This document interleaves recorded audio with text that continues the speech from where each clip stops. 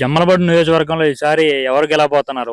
ఒక పక్కేమో వైసీపీ నుంచేమో సుధీర్ రెడ్డి గారు పోటీ చేస్తా ఉన్నారు. అలాగే బీజేపీ జనసేన తరఫునేమో ఆదినారాయణ రెడ్డి గారు పోటీ చేస్తున్నారు. ఇక్కడ మరి స్వతంత్ర అభ్యర్థి ఇండిపెండెంట్ గా మన అల్లే ప్రభావతి గారు పోటీ చేస్తా ఉన్నారు. వీళ్ళ ముగ్గురు ఈసారి గెలిపేవారు అంటారు. ఇక్కడ ఈ మేడం అంటే సొంత లెక్కతో కొద్దిగా అటు ఇటు లెక్క బాగా ఇవ్వడము, ఏదైనా గుళ్ళు కట్టియడము, ఇలాంటివి ఏమన్నా బాగా చాలా చేసింది దండిగా ఉన్నాయి. బయటికి అయితే రాకుండా కూడా ఓట్లు వేసేదానికైతే జనాలు అయితే రెడీగా ఉన్నారు.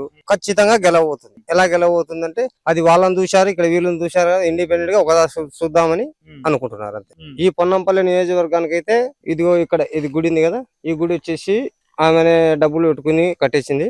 మొన్న రీసెంట్ గా నేను 2 పిల్లలకు ఇట్లా పని కంటి ఆపరేషన్ 2 కళ్ళు కనిపించవు, 2 లక్షలు అవుతుందని హైదరాబాద్ కు ఏంటి ఆ మేడం ఏదో మాట్లాడి కొద్దిగా తగ్గించేసి 1,20,000 1,50,000 ఎంతో ఇచ్చి 2 కళ్ళు ఆపరేషన్ చేయించింది.